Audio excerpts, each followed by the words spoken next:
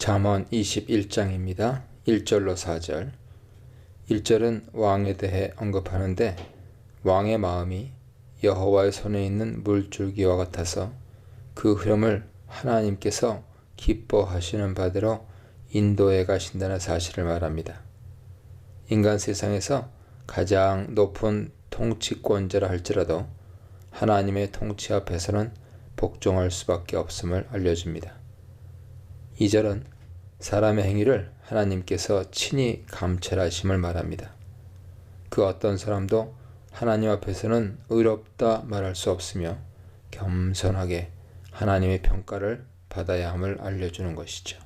이렇게 주권적으로 통치하시는 여호와 앞에서 우리의 삶이 평가되므로 우리는 단순히 겉모습만의 종교생활로 만족해서는 안 되며 한 걸음 더 나아가 하나님이 기뻐하시는 삶의 열매를 맺기 위해 애쓰고 수고해야 합니다. 3절은 제사 드리는 것보다 공의와 정의를 행하는 것이 여호와께서 기뻐하시는 일임을 전명합니다. 지혜로운 자가 맺어야 하는 삶의 열매가 바로 정의와 공의죠. 4절은 하나님께서 미워하시는 죄에 대해 언급합니다. 교만한 눈, 절제할 줄 모르는 마음, 그리고 악인의 변화되지 못하는 상태가 바로 죄입니다. 우리는 하나님이 원하신 열매를 맺기 위해 힘써야 하며 악인의 모습을 버리기 위해 노력해야 합니다. 5절로 14절입니다. 이 단락에서는 악한 삶의 모습을 소개하면서 그 결과를 더불어 가르쳐 줍니다. 5절은 부지런함과 조급함을 대조하면서 부지런함은 풍부함에 이르지만 조급함은 궁핍에 이르게 됨을 가르칩니다. 그렇다면 부지런함과 조급함의 차이는 무엇일까요? 부지런한 자는 깊은 생각을 통해 계획을 세웁니다. 경영이라고 번역된 원어는 생각들이라는 말입니다. 부지런함은 조급함과는 다릅니다. 지혜는 하나님을 경외하는 가운데 신중한 계획을 세우고 실천하는 데 있어서 부지런한 것이죠. 이러한 지혜가 없는 부지런함은 조급함일 뿐이며 궁핍에 이르게 될 뿐입니다. 6절은 거짓말로 모은 재물이 한순간의 숨결과도 같아서 금방 없어지고 만다는 점을 강조합니다. 심지어 이런 불의의 재물은 죽음을 구하는 것과 같아서 멸망에 이르게 할 것이므로 우리는 재물을 얻는 데 있어서 정직함을 잃지 말아야 합니다. 7절은 악인의 폭력성이 악인을 끌고 간다고 말합니다. 폭력성이라는 악한 성품에 물들게 되면 그 폭력성이 그 사람을 지배하게 되죠. 그 결과 그는 3절에서 말한 하나님의 공의를 지키지 못하게 되어 하나님의 선하신 지혜의 길을 멀리 떠나게 됩니다.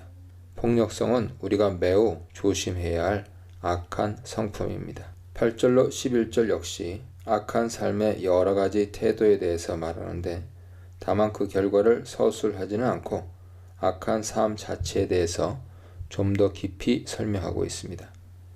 8절은 굽은 길로 가는 자는 음리의 길로 가는 것과 같지만 정결한 자는 올바른 행동을 한다고 말합니다. 이리저리 굽은 길, 좌우로 치우치는 행보를 피해야 함을 역설하고 있습니다. 9절은 다투는 여인과 함께 큰 집에서 사는 것보다는 차라리 지붕 위에서 홀로 사는 것이 낫다고 가르칩니다. 무엇보다 무엇이 더 낫다라는 비교 잠언 형식을 통해 다툼을 일삼는 여인과 함께 사는 삶의 고통을 보여줍니다. 이는 다툼을 일삼는 것이 악한 삶의 형태임을 일깨워주죠. 다툼은 있을 수 있지만 그것이 삶의 형태와 습관으로 자리 잡으면 지혜의 길에서 떠나는 것이 되며 가정과 같은 공동체를 파괴하게 된다는 것입니다. 10절은 악인의 마음은 재앙을 원한다는 사실을 지적합니다. 그래서 같은 공동체에 속한 이웃이라 할지라도 악인에게서는 은혜를 받지 못합니다. 이 구절은 함께 살아가는 공동체 구성원에게조차 선을 행하지 못하는 사람이 악인이며 그 마음에는 항상 재앙을 도모하는 잘못된 욕망이 꿈틀대고 있음을 알려줍니다. 자신의 마음 깊은 곳에서 공동체 구성원을 향한 선한 마음이 흘러나오고 있는지 늘 점검해야 할 것입니다. 11절은 거만한 자를 훈계하면 어리석은 자가 지혜를 얻게 되고 지혜로운 자가 교훈을 받으면 지식이 더한다고 가르칩니다.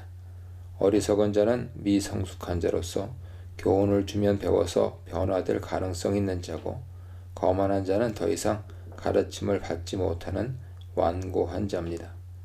11절은 악한 삶을 사는 자를 보게 될 때 그 악인의 삶의 결과를 반면교사로 삼아야 한다는 점을 가르쳐 줍니다.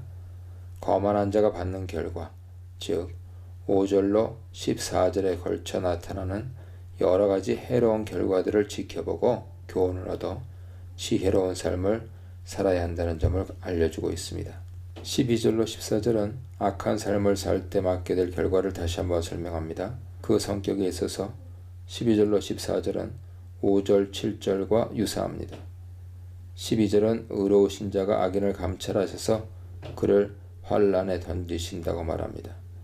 본문에서 의로우신 자라고 번역된 원어는 짜티크로서 의로운 자라는 의미인데 이 의로운 자가 악인을 환난에 던지는 존재이기에 대개 이 의로운 자를 하나님으로 해석합니다.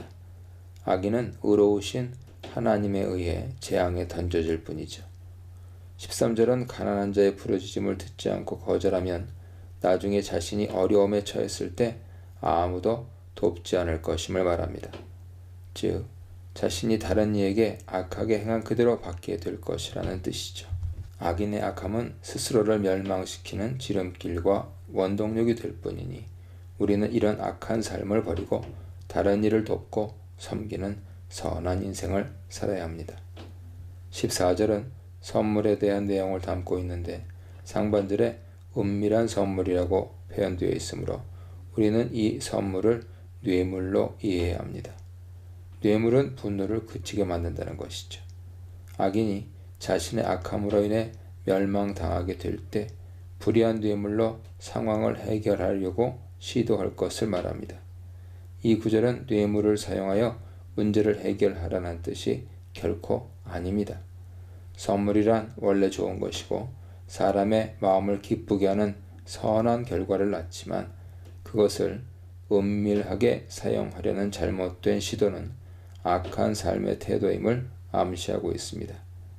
5절로 13절에 악한 삶의 특징과 그 결과를 언급한 문맥을 생각할 때 14절을 이렇게 해석하는 것이 가능할 것입니다.